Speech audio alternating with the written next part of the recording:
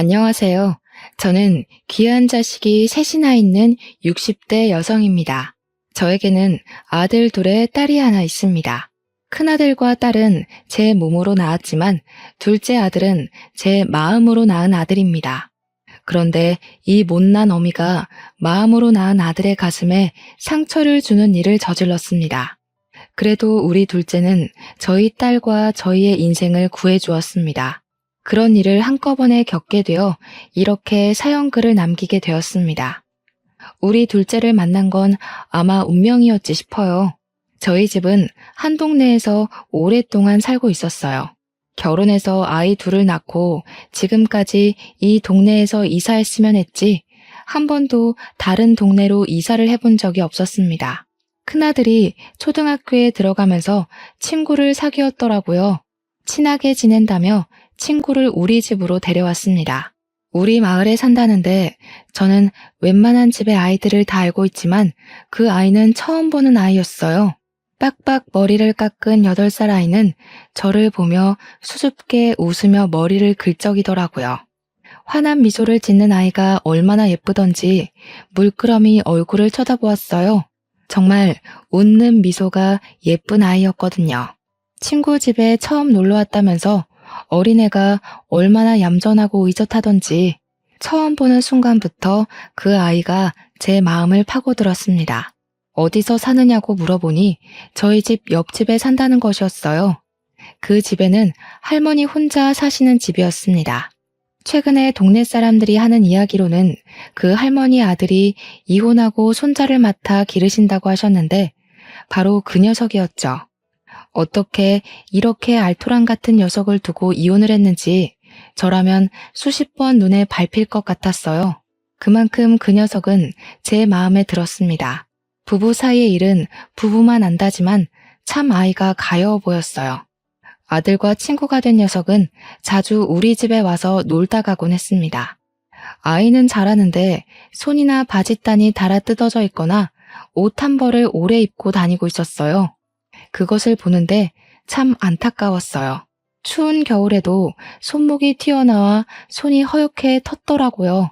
따뜻한 잠바 하나 없어 얇은 봄, 가을 잠바로 겨울을 나기도 하고요. 하지만 아이에게 왜 그렇게 다니니?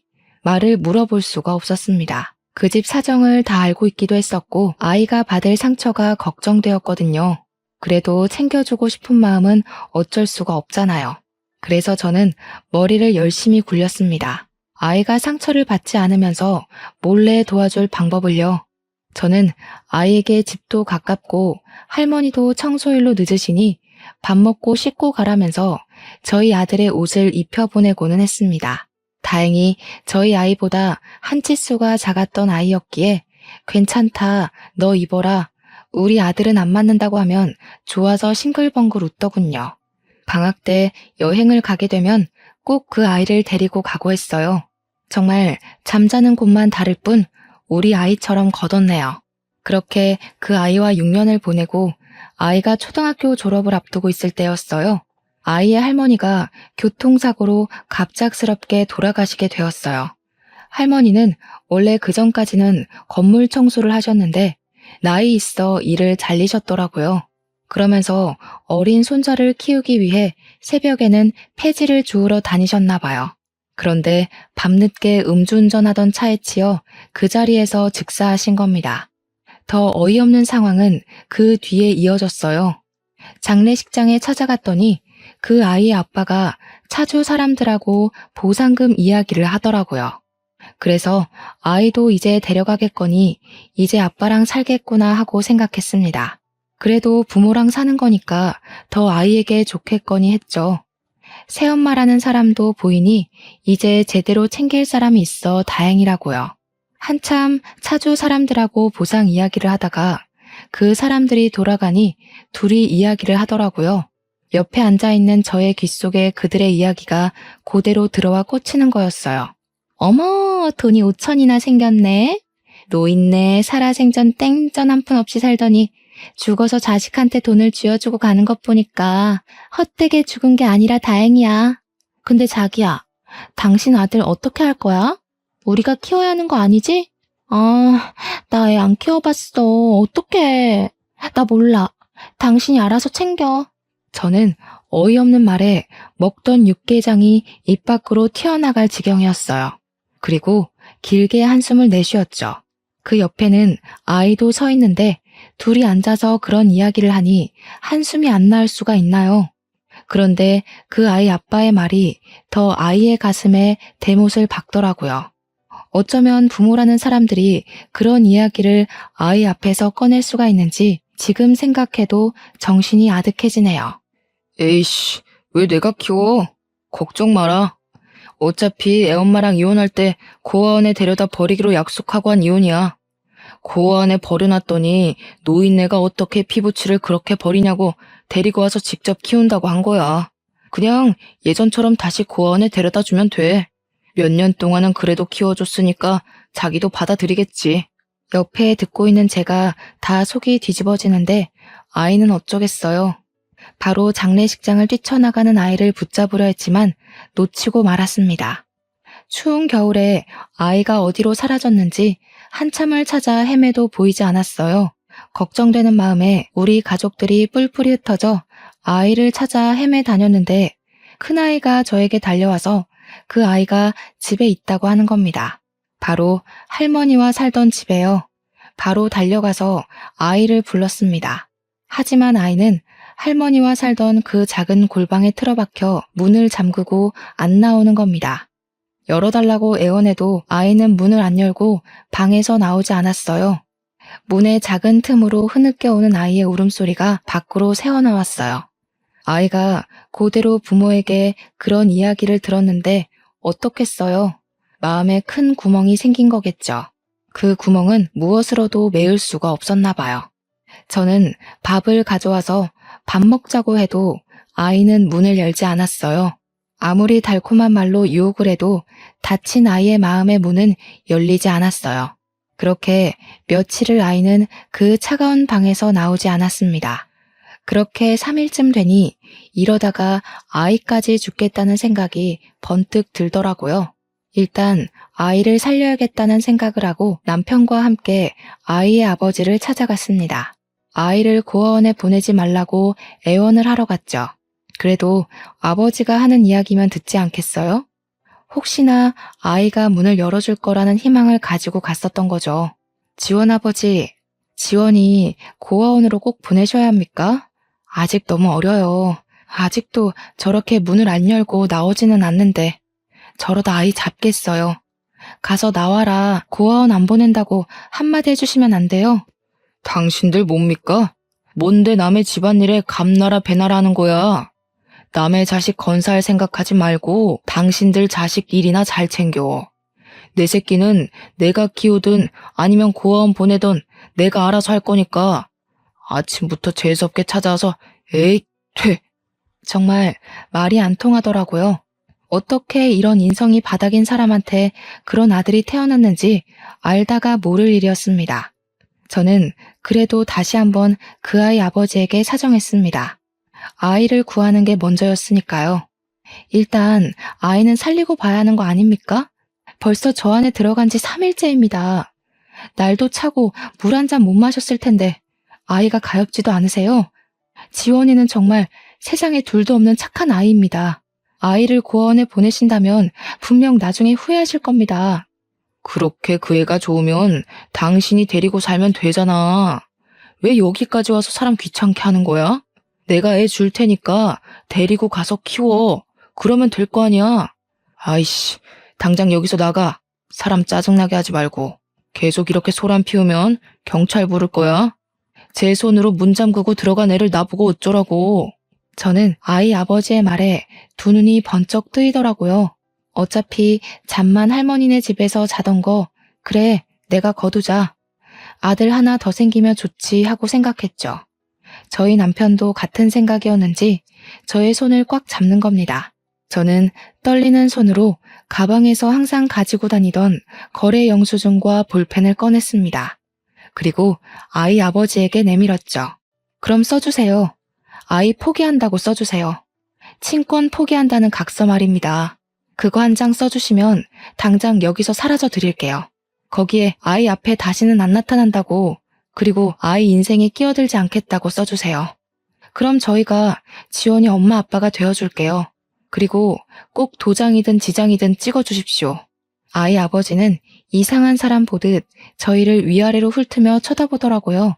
그리고 정말 저희가 귀찮았던 건지 아이가 싫었던 건지 얌전히 영수증에 양지원의 친권을 포기하고 앞으로 나와는 상관없는 아이다, 이렇게 쓰고 도장을 가지고 와서 찍어주더군요.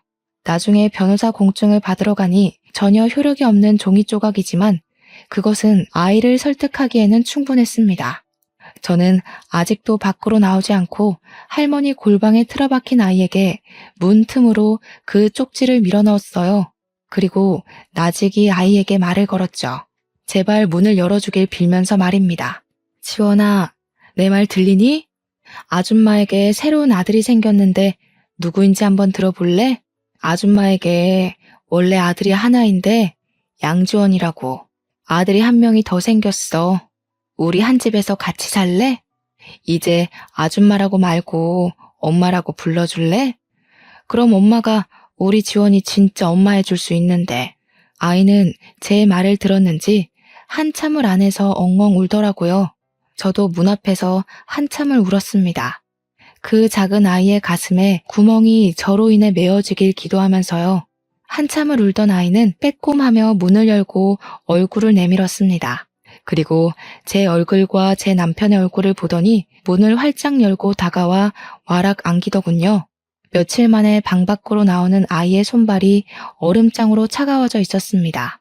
정말 저 같이 살아도 되는 거예요? 살다가 다시 고아원으로 보내는 거 아니에요? 저 밥도 많이 안 먹고 청소도 열심히 할 수도 있어요. 진짜 착한 아들이 되어드릴게요.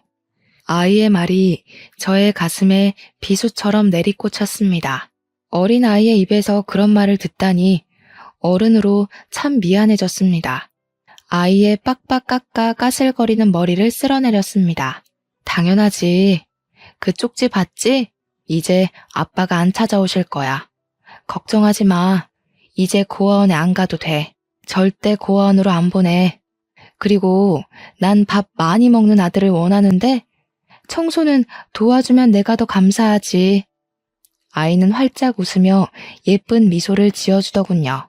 저는 아이를 다시 꽉 끌어안았어요. 저희 아들, 딸도 지원이와 함께 산다고 하니 뛸 듯이 좋아하더군요.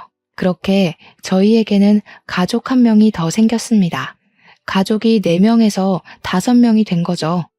우리 둘째 아들은 저희 집에 살게 되면서 열심히 집안일도 도와주고 저희의 일도 도와주었어요. 저희 부부는 과일 도매업을 했기 때문에 새벽에 나가서 공판장에서 과일을 떼와서 그것을 거래처로 옮기는 일을 했습니다.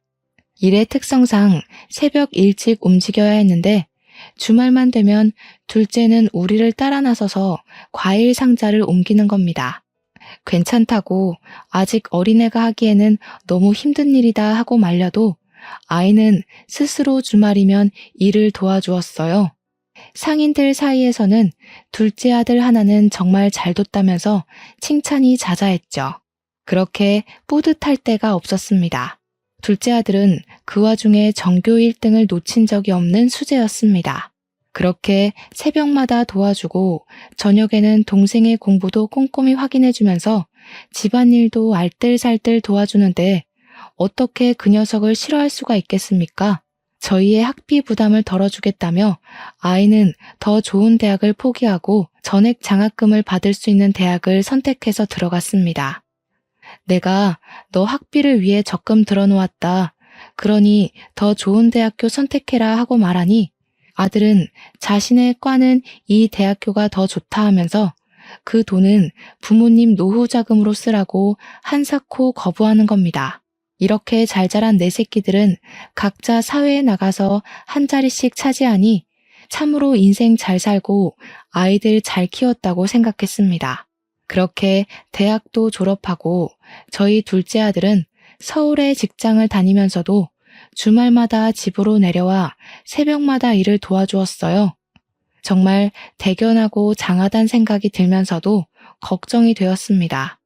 가까운 길도 아니고 왕복 3시간이나 걸리는 거리를 매주 빼놓고 오는데 미안하지 않을 부모가 어디 있겠어요. 그만하라, 너 힘들다, 우리는 괜찮다 해도 둘째는 고지 듣지를 않더라고요. 부모님이 고생하는데 어떻게 아들이 가만히 있냐 그러는 겁니다. 정말 마음이 아리고 고마웠습니다. 그리고 매주 아들 얼굴 보니 또 좋았습니다. 그런데 어느 날은 병원에서 전화가 왔습니다. 둘째 아들이 오다가 교통사고 났다고 병원으로 오라는 겁니다. 아들은 응급실로 들어온 저희를 보고 두 눈을 동그랗게 뜨더군요. 어머니, 아버지, 어떻게 알고 오셨어요? 저는 전화 안 드렸는데 병원에서 연락한 거예요. 아유, 별로 다치지도 않았는데 괜히 놀라시게. 저 정말 괜찮아요. 저는 아들의 손을 꽉 잡았어요. 도대체 무슨 일이 있었던 거야? 오다가 대충 들으니 국도에서 사고가 났다던데. 어떻게 사고가 났길래 차가 다 망가져? 여기 앞에 경찰말로는 상대방 운전자가 쇠파이프로 차를 망가뜨렸다고 하던데. 어떻게 된 거야? 너는 많이 다치지 않았어? 그 피는 뭐니? 아이는 얼굴에 감긴 붕대를 손으로 짚으며 어색한 미소를 저희에게 지어 보였습니다.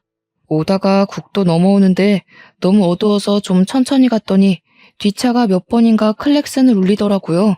빠르게 간다고 갔는데도 불만이었는지 갑자기 제 앞으로 끼어들어오더니 급정거하며 멈춰섰어요.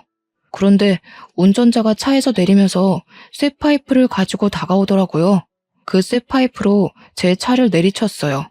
어떤 미친놈이 그런 짓을 한다니? 어디 더 다치진 않았고? 아유, 세상에, 뉴스에 미친놈 천지라더니 여기도 있었나 보다. 어디 얼굴 좀 보자. 다른 곳은 괜찮은 거야? 아이고, 내 새끼 눈에 보기도 아까운 자식을 이렇게 만들어놨네. 잡히기만 해봐 아주. 그냥 혼을 내줘야겠어. 잡을 수는 있다니? 둘째는 제 손을 꽉 잡으며 웃더라고요. 얼굴이 차 유리에 긁혀 살짝 찢어진 거 말고는 다친 곳 없어요. 너무 걱정하지 마세요. 경찰에게 들으니 잡는 건 쉽지 않나 봐요.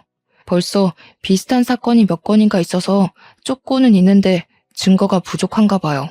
방범 카메라 하나 없는 국도만 골라서 그런 범행을 저지른 데다가 얼굴에는 마스크하고 모자까지 써서 찾기도 힘들고요. 하필 제 차는 블랙박스까지 같이 파손되는 바람에 그 장면이 안 찍혔나 봐요. 다행히 그 사람 손에 특이한 문신을 봐서 말해주었어요. 제이라는 문신을 손목에 새겼더라고요. 저는 길게 한숨을 내쉬었어요. 그래도 크게 안 다친 게 다행이다. 차만 그렇게 만든 게 천만에 다행이다 하고 넘겨야 했습니다. 속이 타도 어쩌겠어요. 경찰에서는 범인을 잡는 게 어렵다는 통보만 남기고 사건을 종결시켜 버렸습니다. 둘째 차가 파손당하고 한동안 저희에게 못 내려오니 그래, 위험한데 잘 됐지 싶기도 했어요. 하지만 금세 다시 차를 사서 저희한테 다시 오더라고요. 그렇게 시간이 흘러가고 저희 막내딸이 결혼하고 싶은 사람이 있다고 남자친구를 데리고 온다는 겁니다. 잘 됐다. 그래, 다들 홍기가 차가니 세 놈 중에 한 놈이라도 빨리 결혼시켜야겠다는 생각이 들었습니다. 큰 놈은 연애는 하는데 결혼 이야기는 코빼기도 안 하고 둘째는 일하랴 주말이면 이곳에 오는데 연애할 틈이라도 있겠어요. 넌 여자도 없냐 하고 말하면 그냥 말을 얼버무리는 통에 더 이상 말도 못 꺼냈습니다. 숫기가 없는지 아니면 연애에 재능이 없는지 제 눈에는 이렇게 이쁘고 잘생겼는데 여자들 눈이 삔 것인지 알 수가 없었어요. 그렇게 딸의 남자친구와 주말에 밥 한번 먹자면서 가족끼리 모였습니다. 말끔하게 차려입은 딸의 남자친구를 보는데 어쩜 그렇게 예쁘장하게 보이던지 옷도 잘 입고 사람이 참 말쑥하게 생겼더라고요. 딸은 남자친구를 소개해주며 큰오빠와 작은오빠라며 차근차근 그에게 설명하고 악수를 했습니다. 딸의 남자친구와 웃으며 악수를 하던 둘째 아들의 얼굴이 순식간에 굳어지는 겁니다. 그러더니 입을 꽉 다물더라고요. 저는 대수롭지 않게 생각하고 밥을 차렸습니다. 다들 식사를 시작하고 한참 밥을 먹고 있는데 작은 아들이 딸의 남자친구를 바라보는 눈빛이 싸해졌어요. 물끄러미 딸의 남자친구를 지켜보다가 말을 걸더라고요. 혹시 집이 이 근처 사시는 겁니까? 집이 어느 방향이시죠? 밤에 운전을 자주 하시나요? 그런데 몇 날 몇 시에 국도로 운전하신 적 있으세요? 순간 웃고 있던 딸 남자친구의 얼굴이 웃음기 하나 없이 변하더라고요. 그러더니 다시 입가에 옅은 미소를 띠며 말을 이었습니다. 그건 왜 물으시는 겁니까? 이 근처에 살면 안 되는 건가요? 밤에 운전이요? 가끔 드라이브는 하죠. 여자친구랑요. 그리고 일일이 언제 어디를 운전했는지 기억을 하시고 다니시나 봐요. 혜진이 말로는 똑똑하다더니 정말 기억력이 좋으신가 봐요. 네, 제가 좀 머리가 좋아서 한 번 본 거 잘 잊지를 못합니다. 제가 몇 달 전에 정말 황당한 일을 당한 적이 있는데 갑자기 뒷차가 앞으로 끼어들더니 미친놈이 쇠파이프를 들고 제 차를 박살을 내놨거든요. 개새끼가 얼굴은 들키기 싫었는지 모자에 마스크까지 쓰고 있었는데 손목은 왜 가릴 생각을 안 했는지 몰라요. 안 들킬 자신감이 쩔었나? 둘째 아들은 자리에서 일어나더니 딸 남자친구의 손목을 잡고 소매를 걷어내더군요. 그곳에는 쥐라는 문신이 새겨져 있었습니다. 둘째 아들의 얼굴이 순식간에 일그러졌습니다. 딸의 남자친구는 자리를 박차고 일어났습니다. 와, 씨. 지금 저를 그 운전자라고 착각한 겁니까? 진짜 황당하네. 여자친구 집에 인사 와서 범죄자 취급을 당하고 뭐 이런 경우가 다 있죠? 죄송합니다, 어머니. 아버님, 제가 지금 진정이 되지 않아서 다음에 다시 인사드려도 될까요? 미안해, 혜진아. 나 오늘은 기분이 더러워서 그냥 가야겠다. 그렇게 말하며 딸의 남자친구는 그냥 밖으로 나가버렸습니다. 딸은 둘째를 노려보더라고요. 오빠, 지금 무슨 경우야? 지금 저 사람을 정말 그 운전자랑 착각한 거야? 그 사람 손목에 제 문신이었다며. 저 사람은 쥐 문신이야. 이걸 어떻게 책임질 거야? 빨리 가서 사과해. 빨리. 저 사람 진짜 화 많이 났잖아. 맞아, 저놈이야. 저놈이 그 운전자야. 그러니까 너도 정신 차리고 다시는 저 새끼 만날 생각하지 마. 너랑 어울리기에는 너무 질이 나쁜 놈이야. 지금 찔리니까 그냥 가는 거잖아. 딸은 두 눈을 동그랗게 뜨더니 둘째 아들을 밀쳐냈습니다. 무슨 증거로 그렇게 말하는 거야? 오빠, 내가 결혼하는 거 싫어? 그래서 그래? 오빠가 내 친오빠면은 내가 좋아하는 사람 데려왔다고 그러겠어? 그리고 내가 그런 사람이면 몰라봤겠냐고. 나 저 사람하고 1년 넘게 사귀었어. 그런데 그런 걸 몰랐겠냐고. 저 사람하고 헤어지면 오빠가 책임질 거야? 오빠가 사람 착각한 거야. 문신도 다르잖아. 진짜 어이가 없다. 나 오빠가 저 사람한테 사과하기 전에 오빠 안 볼 거야. 딸은 그렇게 소리를 치고서는 남자친구를 따라 밖으로 나가버렸어요. 저는 둘째를 붙잡고 다시 물어보았습니다. 확실히 알아야 할 것은 알아야 했으니까요.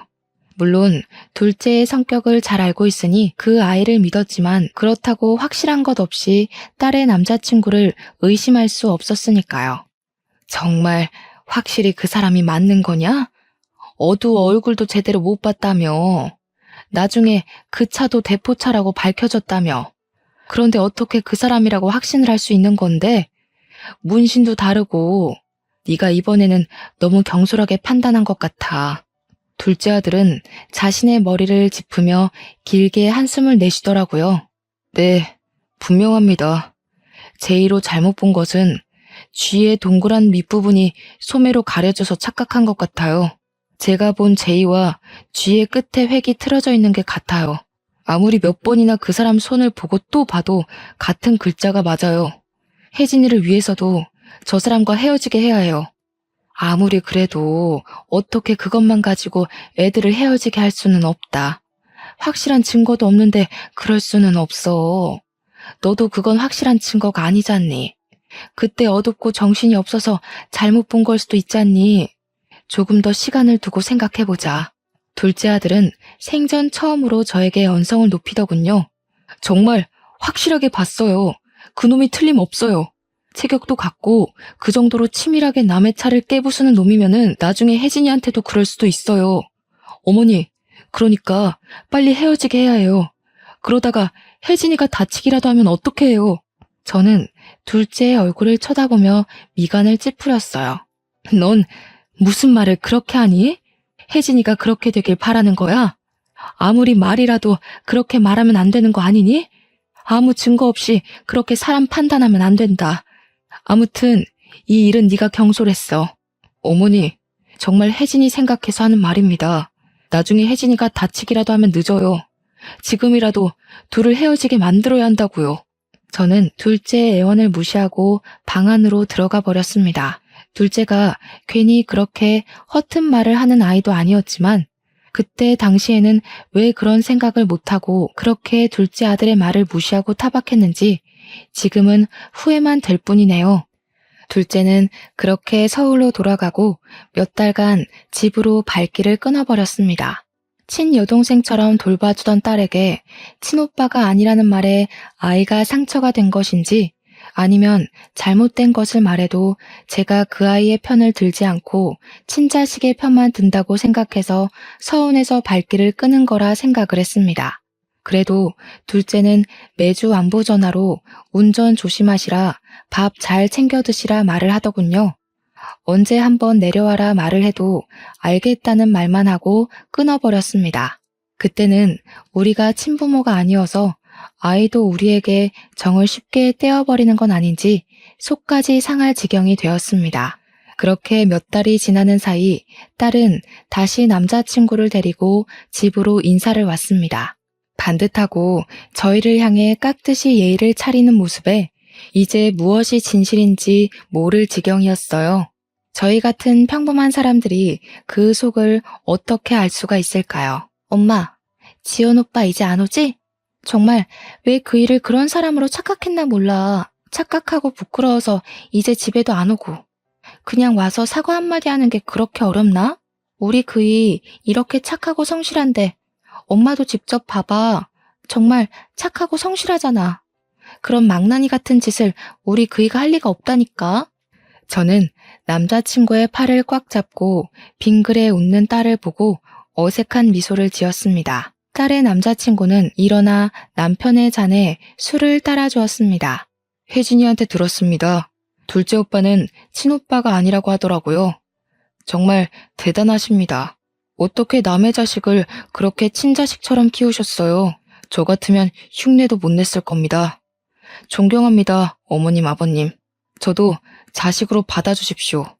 혜진이 울리지 않고 공주님처럼 모시며 잘 살겠습니다. 참 싹싹한 모습이 마음에 들었지만 그의 손의 문신에 또 눈길이 멈추더라고요.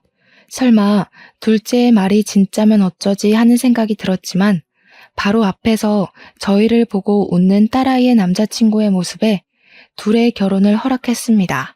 설마 정말 범인이면 저렇게 마음 편하게 웃지는 않겠지라는 마음이 들었습니다. 사랑하는 사람의 오빠를 그렇게 만들고 이곳에 있지 못할 거라고 생각했습니다. 그렇게 결혼을 승낙하니 바로 상견례가 잡혔습니다. 저는 떨리는 마음으로 둘째에게 전화를 걸었습니다. 상견례를 핑계를 대면 그 녀석이 제 곁으로 돌아올 거라고 생각을 했거든요. 지원이니? 요즘 밥은 잘 먹고 다니는 거야? 언제 한번 내려오래도 왜 오지 않는 거야? 엄마가 네 얼굴 잊어버리겠다. 다음 주 주말에 혜진이 그 사람이랑 상견례를 하기로 했다. 지난 일은 다 잊어버리고 와서 얼굴 비추고 축하 좀 해주면 안 될까? 제 말에 둘째는 길게 숨을 내쉬더군요. 마땅치 않은 거겠죠. 아직도 가슴에 응어리가 가득 남아있는 것 같았어요. 그래요? 지금 회사 일이 바빠서 그때 가봐야 할 것 같은데. 죄송해요. 시간을 내려고 해도 바빠서 내기가 어렵네요. 곧 한번 들리겠습니다. 딱딱하고 투박한 아이의 말에 속이 상하더군요.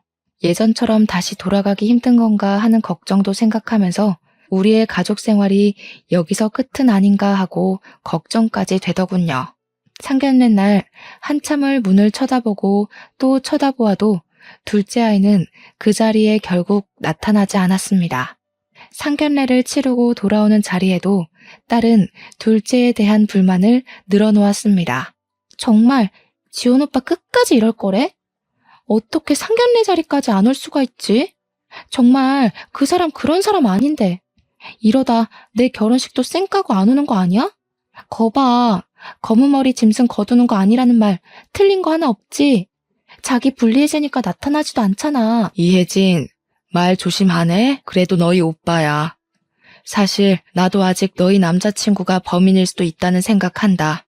너희 둘째 오빠가 허튼 소리 할 사람이든 한 번도 우리 속상하게 한 적 없는 애다. 지금은 회사 일이 바쁘다잖아. 상견례에 못 올 수도 있지. 엄마까지 왜 그래? 정말 우리 그이 그런 사람 아니래도? 와, 진짜 양지원 와서 분명하게 말을 밝혀야 할 거 아니야.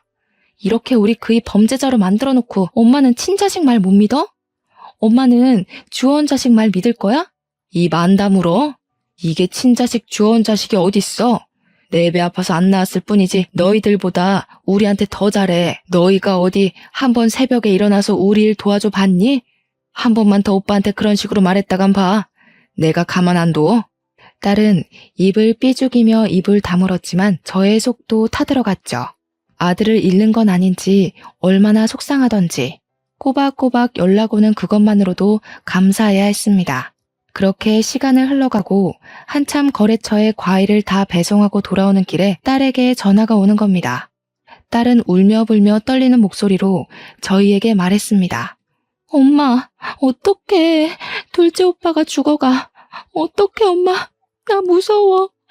오빠 머리에서 피가 너무 많이 흘러. 이러다 오빠 죽을 것 같아. 엄마, 빨리 와. 병원으로 빨리 와. 무슨 말이야? 지원이가 다쳤다는 거야? 말을 똑바로 해야 알지. 지원이가 왜 죽어? 어디서 피를 흘려? 제 말에도 딸은 같은 말만 하면서 전화로 오빠 죽는다며 팔짝팔짝 뛰는 겁니다. 저희는 놀라 더 이상 물어볼 새도 없이 병원으로 달려갔습니다. 둘째는 머리에 피를 흘리고 병상에 누워있는데 옆에는 피 묻은 거즈가 쌓여있고 수혈을 받고 있더라고요. 붉은 피를 보는데 순간 정신이 아득해졌어요. 문을 열고 안으로 들어가려고 하니 의료진은 지금은 응급 상황이라서 보여줄 수 없다며 저희를 가로막더군요. 딸은 울며 저희에게 달려왔습니다. 저희는 딸아이를 붙잡고 어떻게 되었는지 물어보았습니다. 딸아이의 얼굴은 얼마나 울었는지 두 눈이 시뻘개져 있었습니다. 도대체 무슨 일이 있었던 거야? 서울에 있어야 할 내가 왜 여기 있는 거야? 너하고 만난 거야? 왜 피를 흘리고 저기에 누워있는 건데, 어? 딸은 다시 눈물을 흘리며 말을 했습니다. 그동안 둘째 오빠한테 연락이 계속 왔어. 상견례 직후에 오빠가 자꾸 남자친구에 관해 물어봤거든. 언제 밖으로 나가냐? 혹시 다른 차 타는 거 못 봤냐? 하면서 죄인 취급하는 것도 아니고 나는 모른다고 말했는데 오빠가 따로 조사해봤더니 의심 가는 게 한두 개가 아닌데 확실한 증거가 없다 그러는 거야. 이렇게 아무것도 못 알아내고 계속 내가 그 사람 만나는 꼴 못 보겠다고 하더라고. 저는 벌벌 떨고 있는 딸아이의 등을 문질렀습니다. 둘째는 그동안 주말마다 딸 남자친구의 뒤를 캐고 다녔나 봅니다. 아무래도 자신의 의심을 지울 수가 없었겠죠. 거기다 저희가 다 정색을 하니 저희한테 말도 못 꺼냈었나 봐요. 그 말을 듣는데 심장이 미어지더군요. 자식을 못 믿어서 이런 일이 일어났나 싶기도 하고 말입니다.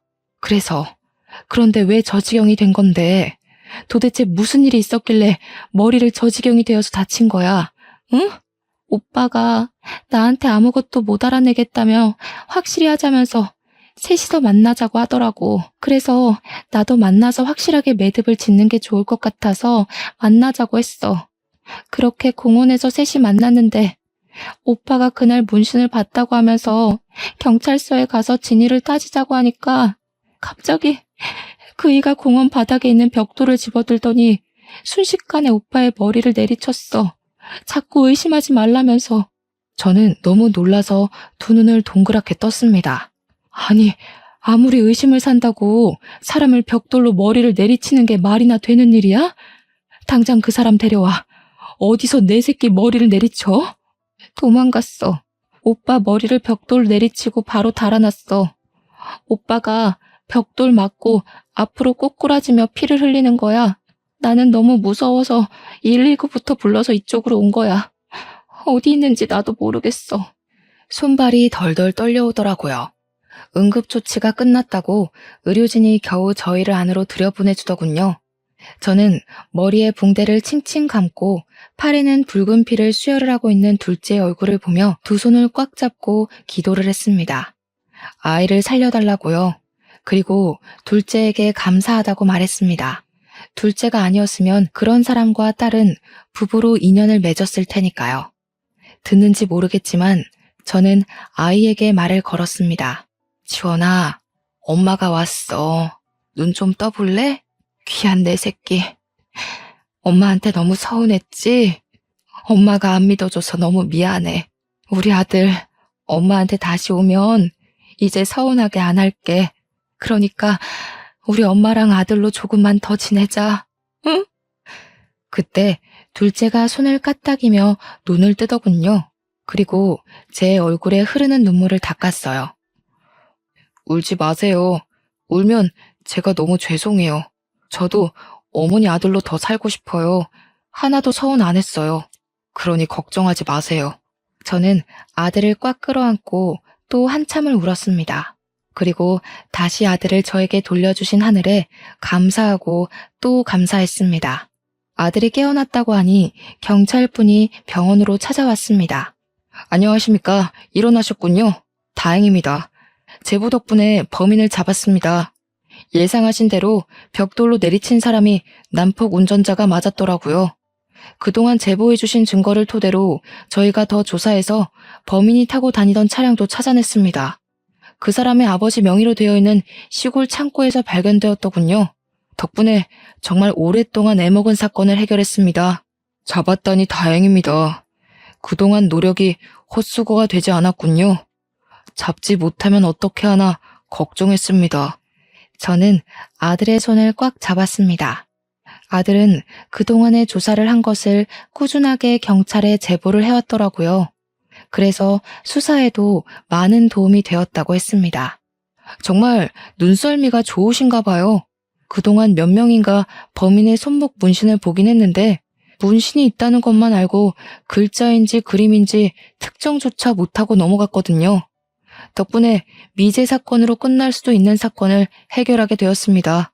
그런데 아직 추가 증언을 해주셔야 해서 회복하시면 경찰서로 방문을 해주셔야 하는데 괜찮겠습니까? 아들은 그렇게 하겠다고 말을 했습니다. 경찰의 말을 옆에서 잠자코 듣고 있던 저희 딸이 조심히 자리에서 일어나 둘째에게 사과했습니다. 오빠, 정말 미안해. 내가 오빠를 못 믿었어. 친오빠가 아니란 말 진심이 아니었어. 그냥 속상해서 꺼낸 말이야. 용서해줘. 그리고 나를 그렇게 생각해줘서 너무 고마워. 그리고 일어나줘서 너무 고마워, 오빠. 아들은 울고 있는 딸의 등을 토닥였습니다. 됐다. 뭐 오빠가 되어서 여동생 투정도 못 받아들일 만큼 속 좁은 오빠는 하기 싫다. 용서고 뭐고 우리는 가족이잖아. 그런 게 무슨 의미가 있어. 오빠가 할 일을 한 거야. 그만 울어 못나나. 넌 울면 더 못생겨지더라. 딸은 둘째를 꽉 끌어안고 한참을 울더라고요. 아들이 퇴원하고 저와 둘째는 손을 꽉 잡고 경찰서로 향했습니다. 아직 해결하지 못한 일이 있으니 마무리를 짓고 와야 했으니까요. 그곳에서 다시는 꼴보기 싫은 딸의 남자친구가 앉아서 조사를 받고 있더라고요. 저희와 눈을 마주치고는 얼굴이 시뻘개지더군요. 아씨, 진짜 여자 한 번 만나서 인생 제대로 꼬이네. 진짜 완전히 안 들킬 자신 있었는데 재수가 없어가지고 하필 그런 여자를 만나서 짜증나. 아무튼 만날 때마다 재수가 없었다니까. 젠장. 둘째 얼굴은 시뻘개지더니 그 남자의 멱살을 잡아 끄는 겁니다. 야, 너 말 다시 해봐. 뭘 어째? 우리 혜진이가 너를 얼마나 믿었는지 알아? 뚫린 입이라고 함부로 내뱉는다고 다 말이냐? 죄를 지어서 경찰서에 왔으면 다시는 안 하겠다는 반성을 해야지. 어떻게 처먹은 새끼가 반성한다는 말 한마디, 미안하다는 말 한마디라네. 내가 너 잡으려고 진짜 이를 갈았어. 혜진이 옆에서 너 같은 새끼가 있다는 게 끔찍해서. 반드시 잡아서 콩밥 먹이겠다고 다짐했거든. 아이씨, 어차피 친오빠도 아니라며. 어디서 가족인 척 행세를 하는 거야? 네가 아무리 그런다고 그 집 식구가 될 것 같냐? 어? 거지 새끼가 그동안 키워준 은혜를 알면 알아서 눈치 보고 기어나가야지. 아직도 그렇게 빌빌거리며 남아있냐? 재산이라도 노리냐? 직접 가보니 빼먹을 것도 별로 없을 것 같더만. 둘째 얼굴이 시뻘개지면서 손을 들어올리자 저는 아들의 앞을 막아서며 저는 아들 손에서 그 멱살을 빼냈습니다. 지원아, 그만해라. 아직 무리하면 안 돼. 덜 회복됐잖아. 이런 짐승 같지도 않은 것에 뺨을 치면 뭐하겠니? 네 손만 더러워질라. 그러니까 그만 그 손 내려놔. 아들은 멱살을 잡은 손을 놓으면서도 화가 덜 풀렸는지 악 하고 소리를 내질렀습니다. 오죽하면 얌전한 애가 그렇게 소리를 내지를까요? 지 속도 답답했을 겁니다. 저는 아들을 진정시키고 획 돌아서며 딸의 남자친구를 쳐다보았습니다. 아직도 반성 못했는지 고개를 빳빳이 치켜들고 저를 쳐다보더라고요. 순간 눈에 불이 확 번졌습니다. 이놈을 그냥 두고 갈 수가 없겠더라고요. 저는 손을 올려 강하게 그놈의 뺨을 내리쳤어요. 순간 짝 하는 소리가 경찰서의 안을 가득 울려 퍼졌습니다. 그래도 어미가 되어서 내 딸, 내 아들 가슴에 대못 박게 하고 머리에 피 흘리게 한 값은 치러야지. 안 그래? 한 번만 더 내 새끼들한테 피눈물 나게 해봐. 그 다음에는 뺨 한 대로 안 끝내. 알겠어? 그리고 뭐? 거지 새끼? 어디서 내 아들한테 그런 상스러운 말을 입에 담아? 네가 우리 사위로 안 들어온 걸 천만다행이지. 나는 오늘부터 하늘에 감사기도 드릴 거다. 가자 지원아. 엄마 손 잡아. 그렇게 말하고 저는 아들의 손을 꽉 잡고서 경찰서 밖으로 나왔습니다. 아들은 밖으로 나오며 저의 손을 꽉 잡고 방긋거리며 환하게 웃더군요. 다시는 그런 미소를 못 볼까봐 얼마나 가슴을 졸였던지. 다행히 아들은 그 웃음을 다시 저에게 지어주었습니다. 아들은 지금은 후유증 없이 잘 회복하고 잘 지내고 있습니다. 결혼도 하고 예쁜 손녀도 둘이나 낳아주었습니다. 지금은 곁에 있고 싶다고 서울 생활도 접고 집 근처에 살면서 주말마다 일을 도와줍니다. 괜찮다고 하는데도 꼬박꼬박 도와주는 아들을 보며 대견하고 예쁜 내 새끼를 잃었을 뻔 생각을 하니 지금도 마음이 울컥합니다. 요즘 뉴스를 보니 정말 별의별 사람이 다 있더라고요. 여러분도 꼭꼭 안전운전하시고 이런 일 당하시면 적극적으로 신고해서 다시는 그런 일 없게 막아야 할 것 같아 사연을 올리게 되었습니다. 아무튼 저의 이런 사연을 들어주셔서 정말로 감사합니다.